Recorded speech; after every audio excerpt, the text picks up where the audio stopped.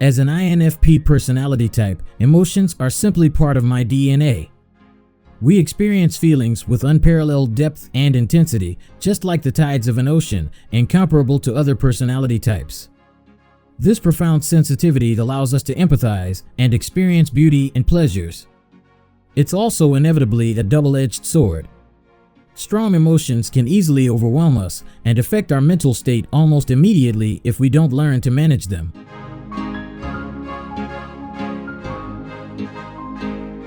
Over many years of being an INFP on an endless emotional roller coaster, I've had to bear the effects of anger, disappointments, lack of confidence, and feelings of inefficiency because I lacked knowledge on how to manage my emotions, and it led to a lot of setbacks. The experiences have taught me to learn strategies for staying grounded and avoiding the turbulence that comes with unchecked feelings. Here are some of the top lessons I've learned about managing my emotions healthily and productively. When you become emotional or sensitive, how do you feel? Happy, sad, sacred, rush of energy? One of the most crucial skills for any INFP is recognizing and labeling our emotions as they arise. This is called mindfulness. We can only master awareness by understanding ourselves and our thoughts during different experiences. Since we live so much in the abstract world of our imaginations, it's easy to get disconnected from our physical sensations, and we don't get to notice changes in our emotions. Over time, I have learned to pause to check in with myself each moment in the day. I ask myself, how are you feeling right now, as I process my thoughts and feelings? This practice has helped me identify any shift in mood and catch emotional storms before they blow out of control. We are INFPs, feelers that absorb emotions as a sponge. Still, this emotional sensitivity makes us fall into the trap of believing that our feelings are always valid, treating how we feel as the absolute truth about a situation. However, I've learned that to make sound judgment, you must distinguish between the emotional brain and the rational mind.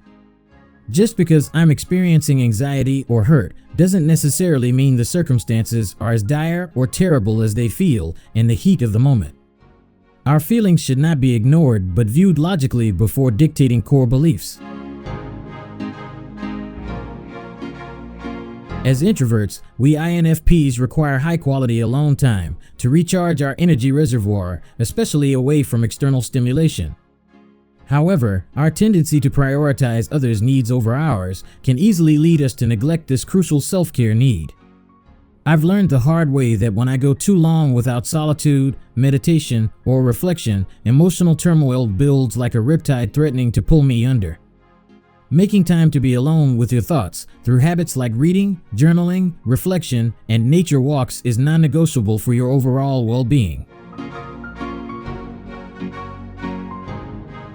One of our traits is being overly analytical, which can send us into an emotional overdrive. This trait has its perks, as it helps us identify subtle details that others miss, but sometimes it gives us a narrow-minded view of things. We can get so consumed by an issue that it clouds our judgment. So, periodically zoom out to the broader lens to see how small the many storms or challenges you pass through are in the grand scheme. Over time, I've realized certain people, environments, and activities have a consistently toxic, draining effect on my emotional equilibrium as an INFP. One is social media.